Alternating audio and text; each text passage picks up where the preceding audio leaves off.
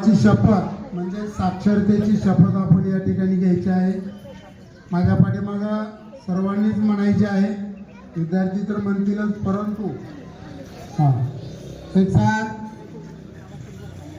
साक्षरता शपथ के लिए टाळ्यांगे टाळा। मी अशी शपथ घेतो की माझे संपूर्ण कुटुंब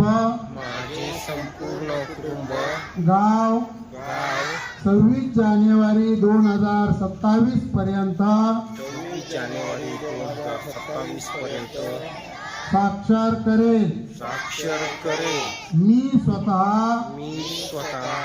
असाक्षर राहणार नाही आणि इतरांनाही असाक्षर राहू देणार नाही। मी माझ्या कुटुंबातील सदस्य मित्र आणि समाजातील प्रत्येक व्यक्तीला वाचन लेखन व संख्याज्ञान शिकण्यासाठी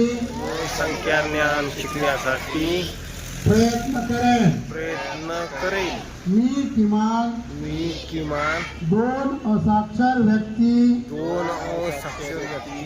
साक्षर करण्यासाठी प्रचार प्रसार करीन।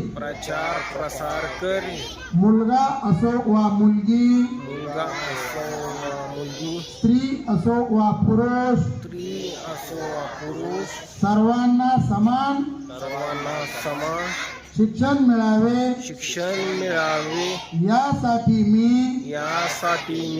प्रयत्नशील राहील।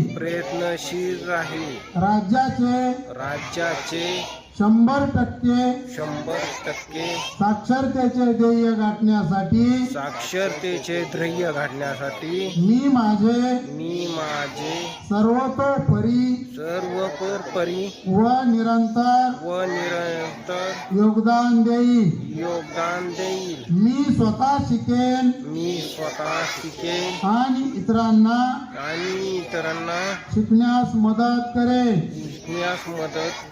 ज्यामुळे समाज प्रगती करू शकेल। जय हिंद, जय महाराष्ट्र, जय उल्हास।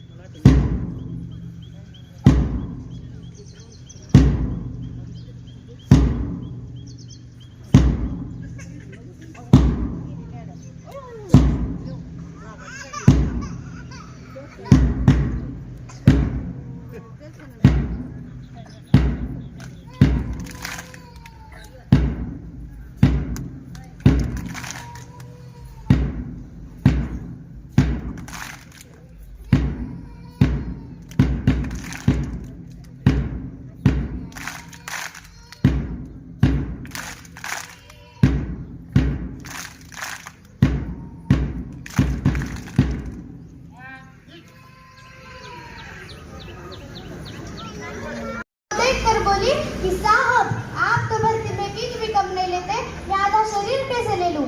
महोदय, आज इन मानवाधिकारों के कारण इन आतंकियों के बंगलों की या तो आकाओं की नासुनी हस्ती है और शहीद हुए हमारे जवान के आंगन की तुलसी रोती है। जब एक शहीद हुए विधवा की वेदना चीख चीख कर ये कहती है कि प्यार भी भरपूर गया, मांग का सिंदूर गया, छोटी छोटी बेटियों की चोटियां चली गई, लेकिन आपके लिए तो एक आदमी मरा है साहब। मेरे घर की तो रोटियां ही चली गई, मेरे घर की तो रोटियां ही चली गई। महोदय, किसी भी युद्ध को जीतने के लिए पहल करना सबसे ज्यादा आवश्यक है, क्योंकि इतिहास गवाह है कि पहल करके बड़े बड़े युद्धों के परिणाम बदल दिए गए हैं। परंतु आज मानवाधिकारों के कारण हमारे देश का जवान इस कदर बना हुआ है कि अपनी ड्यूटी पर खड़े होकर भी वो आज पहल करने से डरता है, क्योंकि महोदय भविष्य में उसे कटघरे में खड़े होने का डर सता रहा होता है। वो ये जानता है कि चाहे एक उग्रवादी की राइफल से निकलने वाली गोली को ये तय करना पड़े या ना पड़े कि वो किसे लगेगी, लेकिन उन लोगों की राइफल से निकलने वाली गोली को ये निर्णय लेना पड़ता है कि वो चाहे किसी निर्दोष को नहीं लगनी चाहिए। यदि ऐसा हुआ तो ना तो ये समाज उन्हें छोड़ेगा और ना ही तिल का तार बनाने वाली ये मीडिया उन्हें छोड़ेगी। और महोदय, मानवाधिकार के तले किसी भी जवान को दबाकर युद्ध के मैदान पर छोड़ देना कोई वीरता नहीं, एक आत्महत्या है। क्योंकि महोदय, फूल को श्रृंगार दो ये मुमकिन नहीं और वीर को झंकार दो ये मुमकिन नहीं। जो हाथ बांधते सेना के ऐसे मानवाधिकार का पालन संभव नहीं। महोदय, ऐसे मानवाधिकार का पालन संभव नहीं। महोदय, आज हमारे देश के हालात कुछ ऐसे हो गए हैं कि चिरागों को हवाओं में उछाला जा रहा है, हवाओं पर भीड़ों रोक डाला जा रहा है। अरे वो ही तो बुनियाद है आंतरिक सुरक्षा की, और अब उन्हें ही नौकरी से निकाला जा रहा है। महोदय, जब पुलवामा में 44 जवान शहीद हुए, छत्तीसगढ़ में 76 जवान शहीद हुए, तो कोई भी मानवाधिकार की दुहाई देने वाला उन लोगों के पक्ष में आकर खड़ा नहीं हुआ।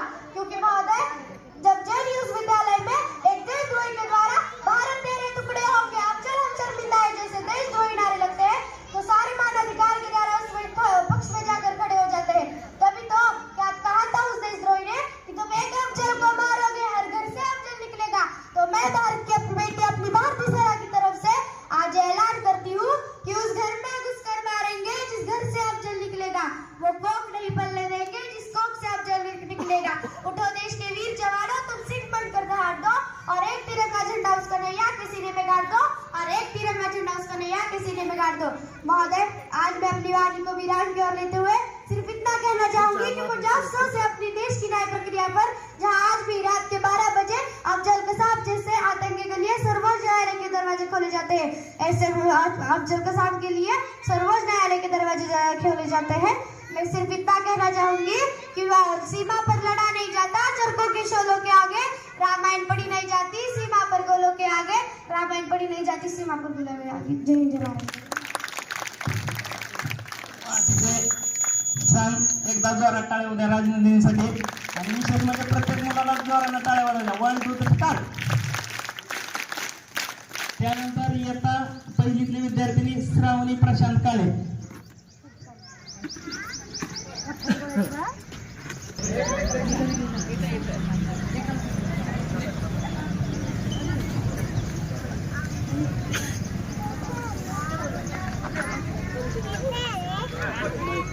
Good morning everyone, my name is Prashant Kale.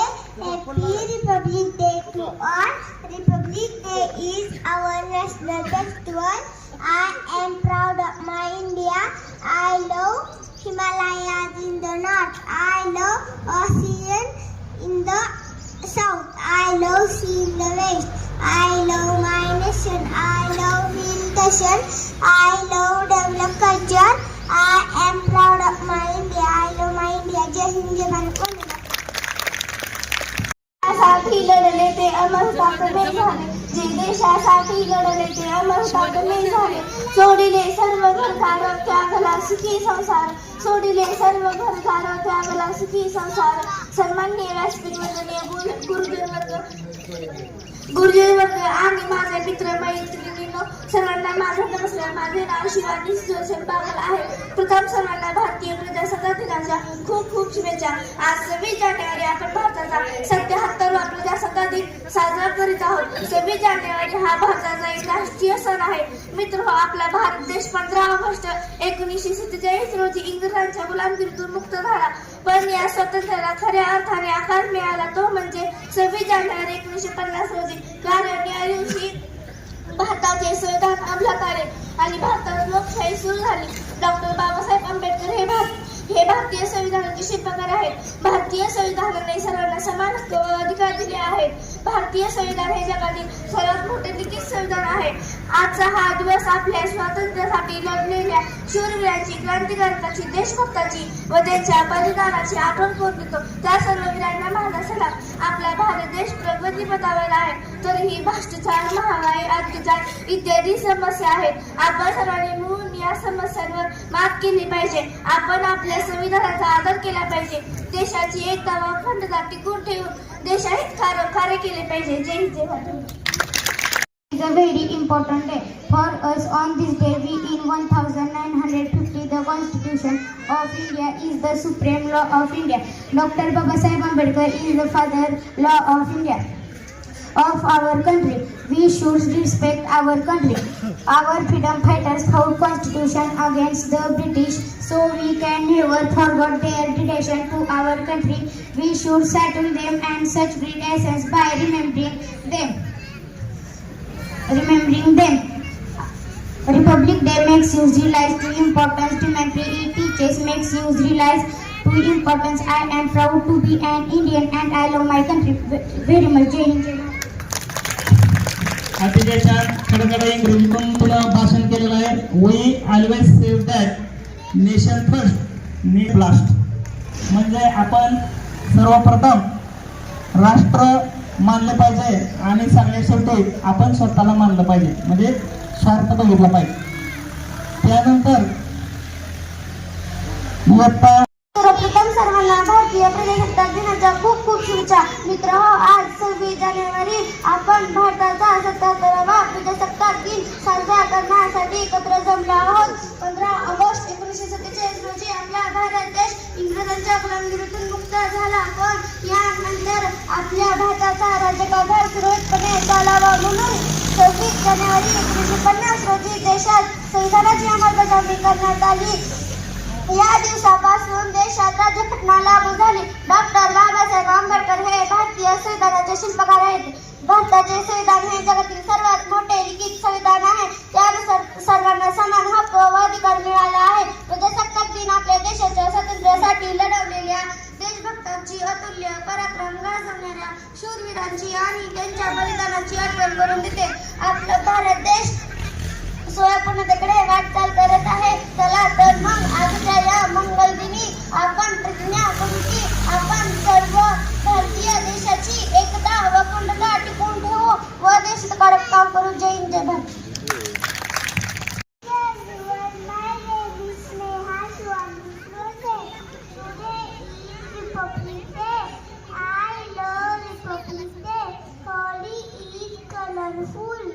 India is beautiful. India's culture is super cool. India's land wonderful. My country shine every day. I sing songs each day. I remember freedom fighters. I salute all soldiers. I am proud of my India. I love my India. Jai Hind. क्रमांक कपिल सुरवशे यांच्याकडून देण्यात आलेला आहे. सर्वांचं या ठिकाणी आपण शाळेच्या वतीनं आभार मानूया. 1 2 3 स्टार्ट.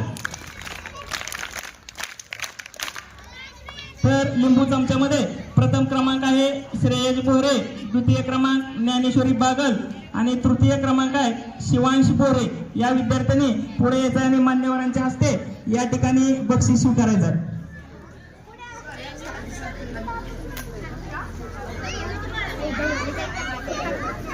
संगीत खुर्ची स्मरणिका बोरे, शिवांश बोरे आणि शिवतेज बोरे यांनी पुढे यायचं आहे. दृष्टीस पडत आहे, पण आता अगदी वेळ आणीबाणीची आलेली आहे माझ्या मते.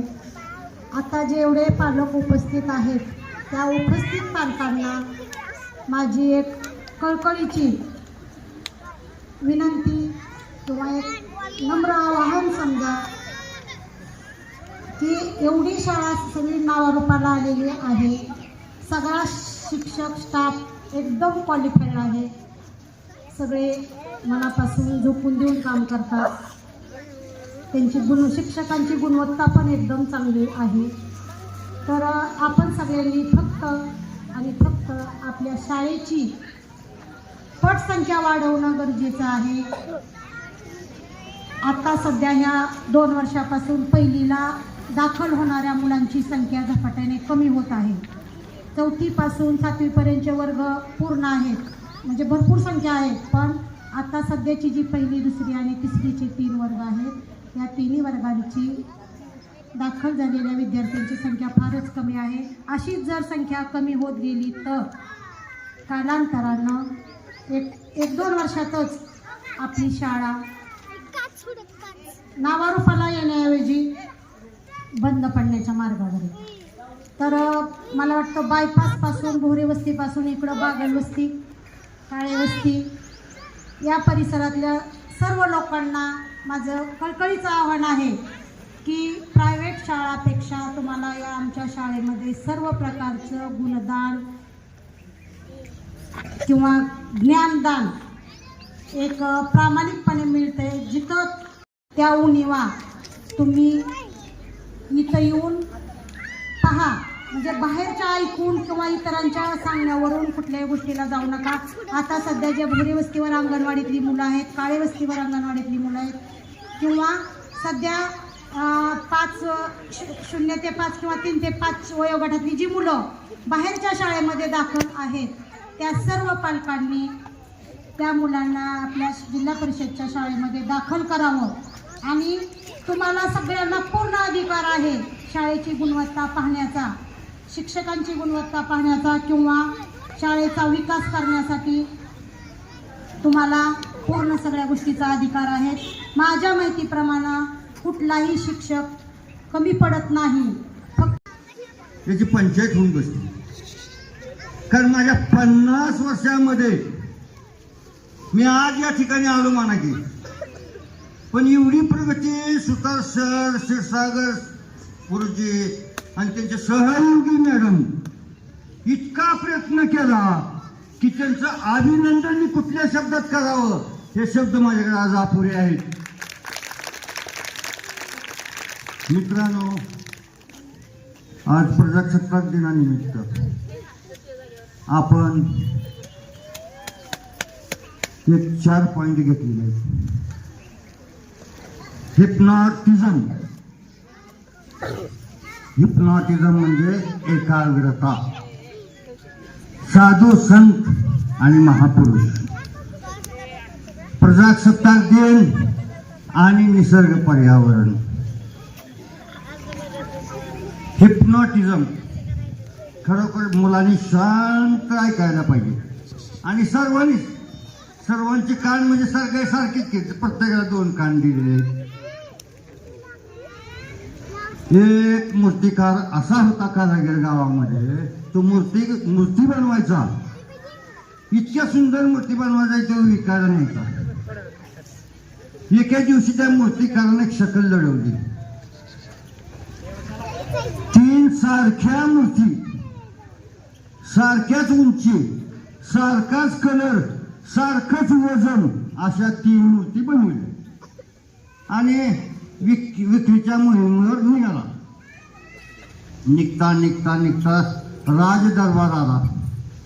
राजदरबार आल्यावर राजाचं लक्ष गेलं. मूर्ती तर सुंदर आहे, किंमत काय? 5, 10, 15. आता मूर्ती तर सारखी आहेत, कलर सारखा, उंची सारखी, फरक काय? What is the difference? राजाला काय कळलं नाही. राजानं आपल्या शिपायावर किंवा त्याच्या सहकार्यावर त्याला बोलवून घेतलं, हे नेमकं काय आहे? मग त्यानं काय केलं, एक लवचिक तार घेतली, पहिल्या मूर्तीच्या कानातून घातली आणि दुसऱ्या कानातून ती निघाली. 30 तार घेतली, एका कानातून घातली आणि तोंडातून बाहेर पडली. 30 तार घेतली, एका कानातून घातली आणि पोटात गेली. जे लोक एका कानानं ऐकतात आणि दुसऱ्या कानानं सोडून देतात, ते 5 रुपये किंमत असलेल्या मूर्तीसारखे समजावे. जे लोक एका कानानं ऐकतात आणि तोंडानं निरर्थक बरोबर करतात, ते 10 रुपये किंमत असलेल्या मूर्तीसारखे समजावेत. जे लोक एका कानानं ऐकतात आणि पोटामध्ये साठवतात, ते 15 रुपये किंमत असलेल्या मूर्तीसारखे समजावेत. कारण ज्ञान हे सोडून देण्यासाठी नाही, ज्ञान हे ग्रहण करण्यासाठी आहे. त्याचं तात्पर्य एवढंच आहे की आपल्या महाराष्ट्राला लाभलेला संत परंपरा, महापुरुषांचा मोठा वाटा आहे. त्यापैकी संत व्यापुरे आहेत. असाध्य ते साध्य करिता सायास, कारण तुका म्हणे अभ्यास. तुकाराम महाराजांनी काय सांगितलं? अभ्यासाशिवाय कुठलीही प्रगती होत नाही. आपल्या शेजारी आरण या गावी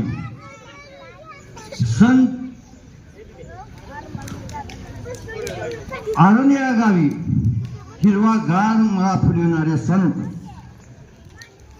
त्यांची भक्ती, त्यांचं कष्ट, संत सावतामाळी, त्यांचं इतकं परिश्रम होतं की त्यांनी सांगितलं, कांदा मुळा भाजी अवघे ठाई माझी, लसूण मिरची कोथिंबिरी अवघा झाला माझा हारी, मळत मला विहीर दोरी अवघी व्यापली पंढरी, संत सावता माई मने केला विठ्ठला पायेगा.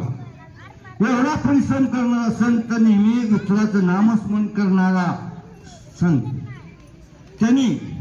त्यांना भेटण्यासाठी आपली पंढरपूरचा पांडुरंग आपली जागा सोडून आरण या गावी आले. किती विशेष आणि किती लौकिक. एका हिंदी संत कवीनं सुद्धा त्यावर आपल्याला एक भाष्य सांगितले. आलस्य जे ओ अमृत पिए ओ खून का पीना होता है, मेहनत का पसीना जब गिरता कंकाल भी नगीना होता है. आळस हा माणसाचा शत्रू आहे. आपण जर परिश्रम केलं तर सर्व साध्य गोष्टी होतात. छत्रपती शिवरायांनी स्वराज्याचं सुराज्य तयार केलं. छत्रपती शिवाजी महाराजांना वयाच्या 16व्या वर्षी तोरणा किल्ला जिंकला. संत ज्ञानेश्वर, आता कसं आहे, मराठीत 2 म्हण आहे, एका नाण्याला 2 बाजू आहे. 16वं वरील धोक्याचं म्हटलं चित्रपटामध्ये. काय म्हटलंय? 16वं वरील धोक्याचं. वय वर्ष 16 म्हणलं की अगदी सगळ्याच्या जीवनात वाईट, ही एक बाजू. पण वयाच्या 16व्या वर्षी शिवाजी महाराजांनी तोरणा किल्ला जिंकला. वयाच्या 16व्या वर्षी छत्रपती संभाजी राजांना अप्रतिम असा संस्कृत बुधभूषण नावाचा ग्रंथ लिहिला. वयाच्या 16व्या वर्षी आंधळी बहिरी लंगडी अशी स्त्री, पण त्यांचं नाव नरेंद्र हा अत्यंत खोडकर. तुम्ही नीट ऐका, नीट कानानं ऐकायचं, गडबड करायची नाही. नरेंद्र नाव होता, लहान होता, तो शंकराचा भक्त होता. विविध लावायचा, जायचा. वडील व्यवसायाने विश्वनाथ दत्त होते, पण व्यवसायानं वकील होते. वकिलाला ते पक्षकार घरी आल्यानंतर ते जेवण दिल्यानंतर ते शेवटी जेवण झाल्यानंतर हुक्का म्हणजे बिडी ओढायला देत असत. नरेंद्र म्हणायचा वडिलाला, जेवण देतात ते देताना वरण हुक्का कशासाठी? अरे बाळा तू लहान आहे, दिवसभर त्यांनी परिश्रम केलेला असते, त्या परिश्रमाला मोकळा होण्यासाठी वाट असते, ती वाट त्यांना शांत करत असते असं त्यांना समजावून. जन्म झालेला आहे, बोलू बिना कळून बतावे बात एकाच समुद्राला जाऊन मिळतात, तसं सर्व धर्माची माणसं एकाच परमेश्वराला जाऊन मिळतात. हे 3 मिनिटाचं भाषण सर्व जगामध्ये त्यांचं झालं. दुसऱ्या दिवशी स्वामी विवेकानंदांचं सगळ्या वृत्तपत्रामध्ये छापून सगळं नावानिशी आलं आणि परत 4 वर्ष त्यांनी परदेशात सगळं हिंदू संस्कृतीबद्दल मार्गदर्शन केलं आणि परत भारतात मद्रासला आले, त्यांचं जंगी वगैरे झालं. त्यानंतर आज हा आपला दुसरा टप्पा आता स्वराज्याबद्दल 26 जानेवारीबद्दल बरंचसं काय बोलायचं असतं. काही विद्यार्थी भयंकर कंटाळलेले आहेत, पण मी शॉर्टकट मध्ये घेतो, फास्ट घेतो, तेवढ्यासाठी घेतो कारण त्यांना बी खाऊ वाटत आहे, भयंकर गडबड आहे. 26 जानेवारी हा दिवस आपण कशासाठी साजरा करतो? ते आपल्या देशावर 2 बाजू होते, एक चांगली होती आणि एक अन्यायाची बाजू होती. आणि हे अन्याय कुणी केला? ब्रिटिशांनी केला. ब्रिटिशांनी 150 वर्ष राज्य केलं, एका दारातून आला आणि दुसऱ्या दारातून निघून गेला. कसा निघून गेला? ब्रिटिशांना 1853 साली आपल्या मुंबई ते ठाणे रेल्वे गाडी सुरू केली आणि त्यांना तिथून गाडी नेण्यासाठी काही मार्ग नव्हता. म्हणून एक मेंढपाल होते, मेंढपाल, त्या मेंढपालाला प्रश्न विचारला की मला पुढे गाडी न्यायची, कशी गाडी न्यायची? ते सांगितलं मी बोगदा खंडा कागदावरून कसं काढून दिला, जमिनीवर कसं काढून दिला, बोगदा खणला, गाडी परत सुरू आपली पुढे सुरू झाली. अशा पद्धतीने रेल्वे सुरू झाली. पण त्या ब्रिटिशांना काय केलं? त्या धनगराला गोळ्या घालून मारलं. हा किती मोठा अन्याय. म्हणून प्रत्येक शहरामध्ये आपला उठाव सुरू झाला, सैन्य शक्ती केली. प्रत्येक क्षेत्रामध्ये इंग्रजाविरुद्ध लढा सुरू झाला. तो इतका मोठा लढा सुरू झाला की त्यामध्ये महाराष्ट्रात फक्त सोलापूर अग्रेसर आहे. सोलापूर शहराचं नाव जगाच्या पटलावर आहे. ते 4 होतात, त्याची ओळख म्हणजे आपला संघर्ष इतका मोठा झाला की आपल्याला 15 ऑगस्ट 1947 स्वातंत्र्य मिळालं. आणि त्या इंग्रजांचं अधिराज्य होतं, कायद्याचं राज्य होतं. हे राज्य नष्ट करण्यासाठी आपल्या देशाची कायद्याची परंपरा सांभाळण्यासाठी 6 महिन्याचा अवधी गेला. म्हणून आपण 26 जानेवारी हा प्रजासत्ताक दिन साजरा करतो. हे लक्ष ठेवण्यासारखं आहे. या ठिकाणी अतिशय चांगल्या गोष्टीनं मुलांचं कौतुक एवढं मी भागवून गेलो. इंग्लिशमध्ये काळे गाळेकर अनेक विद्यार्थ्यांनी इतकी भाषण सुंदर केली, अप्रतिम. मला त्यांचं आता कुठल्या पद्धतीनं अभिनंदन करावं एक शब्द मी कमी आहे, पण ह्या शाळेची गुणवत्ता आपल्या महाराष्ट्रात नक्कीच वाढेल मी आशा करतो. आणि संपवतो. जय हिंद, जय महाराष्ट्र. आपल्या भारत देशाचं नेतृत्व करण्यासाठी शिकागो परिषदेला बोलवलं होतं. शिकागो परिषदेला त्यांना भयंकर त्रास झाला. अमेरिकेमध्ये जाण्यासाठी त्यांनी बोटी मार्गे कोलंबस मार्गे त्यांनी गेल्या आणि अमेरिकेमध्ये जाऊन पोहोचल्यानंतर त्यांनी शिकागो परिषदेला जाण्यासाठी काय अवधी होता. तिथल्या अध्यक्षांनी सांगितलं, स्वामी विवेकानंद तुम्ही कधी बोलणार, किती बोलणार, कसं बोलणार? तुम्ही सांगितलं सगळ्यांचे भाषण झाल्यानंतर माझा शेवट नंबर घ्या. आणि त्यांचा शेवट नंबर आला आणि त्यांनी थकून पाहुणे उभा राहिल्यानंतर त्यांनी गुरुची मनातल्या मनात वंदना केली आणि म्हटले, माझ्या अमेरिकेचे बंधू आणि भगिनी असं म्हणतात, टाळ्याला कडकडत झाला.